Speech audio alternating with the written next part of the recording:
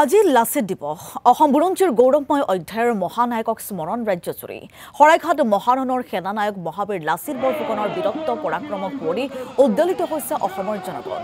লাচিত বৰফুকনৰ অতুলনীয় সাহস, শৌৰ্য, বীৰ্য, পৰাক্ৰম আৰু বিচক্ষণতাৰ অমৰ গাথা স্মৰণ ৰাজ্যজুৰি মহানগৰীৰ লাচিত ঘাটত আয়োজন কৰা হৈছে 403 সংখ্যক লাচিত দিৱস। কামৰূপ মহানগৰ প্ৰশাসনৰ উদ্যোগত আয়োজন কৰা হৈছে লাচিত দিৱসৰ। লাচিত সেনাৰ উদ্যোগতো লাচিত ঘাটত বিশেষ কাৰ্যসূচী। শৰাইঘাটৰ ৰণক ফুৰি লাচিত ঘাটৰ পৰা আজ্ঞাথুৰিলৈ নৌকা যাত্ৰা। চিলাপথাৰতো আটাচুৰ কেন্দ্ৰীয় সমিতিৰ উদ্যোগত লাচিত বৰফুকনৰ 403 সংখ্যক জন্ম জয়ন্তী উদযাপন। অন্যতে ৰাজ্যৰ আন আন প্ৰান্ততো লাচিত দিৱসৰ বৰ্ণাঢ্য কাৰ্যসূচী ৰূপায়ণ কৰা হৈছে।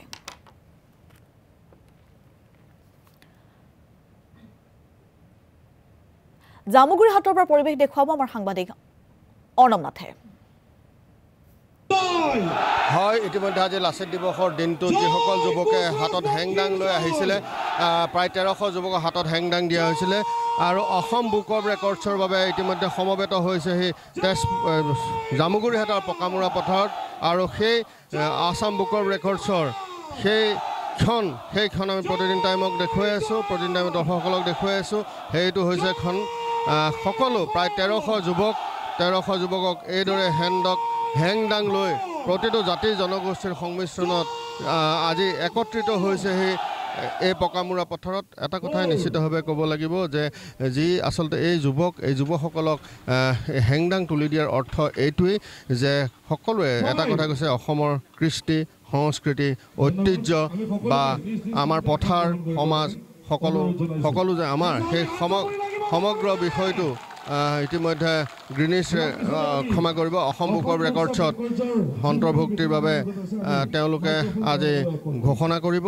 আৰু অসম বুক অৱ ৰেকৰ্ডছৰ যি আচলতে বিষয়ববী আছে তেওঁলোকে ইতিমধ্যে সকলো স্বচক্ষে তেওঁলোকে এয়া চোৱাৰ পিছত বুক অৱ ৰেকৰ্ডছৰ যিসকল উদ্যোক্তা যিসকলে এই ঘোষণা কৰিব, এইটো ঐতিহাসিক ক্ষণ সমগ্ৰ নদুৱাৰবাসীৰ বাবে।